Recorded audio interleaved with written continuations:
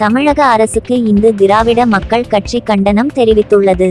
இந்து திருக்கோயில்களின் சொத்துக்களை தனியாருக்கு தாரை வார்த்து பட்டா கொடுப்பதுதான் ஜோசப் விஜய் தலைமையில் நடக்கும் தமிழக அரசின் நியாய தர்மமா எனவும் கேள்வி எழுப்பியுள்ளார் இந்து திராவிட மக்கள் கட்சியின் தேசிய தலைவர் ரமேஷ் பாபு ஜி அவர்கள்.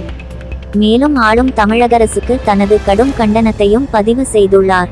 இது தொடர்பாக அவரது கண்டன பதிவில், இந்து மதத்தை அழிவிலிருந்து காக்கவும், பூஜைகள் தடையின்றி நடக்க பொருளாதார பாதுகாப்பு வழங்கவும் நம் முன்னோர்கள் கோயில்களுக்கு நிலங்களை தானமாக வழங்கினார்கள்.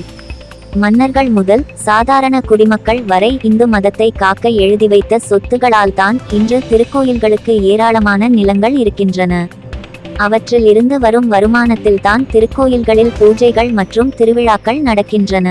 தற்போது புதிதாக பொறுப்பேற்றுள்ள ஜோசப் விஜய் அவர்களின் தமிழக வெற்றிக்கழக அரசு திருக்கோயில்களுக்கு சொந்தமான 25,000 கோடி ரூபாய் மதிப்பிலான 3084 ஏக்கர் நிலங்களை ஆக்கிரமிப்பாளர்களுக்கு தாரைவார்க்க எடுத்துள்ள முடிவு துரதிருஷ்டவசமானது. இந்து சமயத்துக்கு எதிரானது. இந்த முடிவை உடனடியாக திரும்ப பெற வேண்டும். இல்லையென்றால் தமிழக அரசு மிக பெரிய போராட்ட களத்தை சந்திக்க வேண்டிய நிலை வரும். இந்துக்கள் திரண்டால் தமிழக அரசு தாங்காது எனவும் தனது கண்டன பதிவில் ரமேஷ் பாபு ஜி குறிப்பிட்டுள்ளார். மேலும் இந்து திராவிட மக்கள் கட்சி இந்து திருக்கோயில்கள் பாதுகாப்பு கூட்டமைப்பு சார்பில் தமிழகம் முழுவதும் உள்ள இந்து மக்களை ஒருங்கிணைத்து தமிழக அரசை ஸ்தம்பிக்கும் அளவுக்கு மிகப்பெரிய போராட்டம் நடத்தப்படும் எனவும் தமிழக அரசுக்கு எச்சரிக்கை விடுத்துள்ளார்.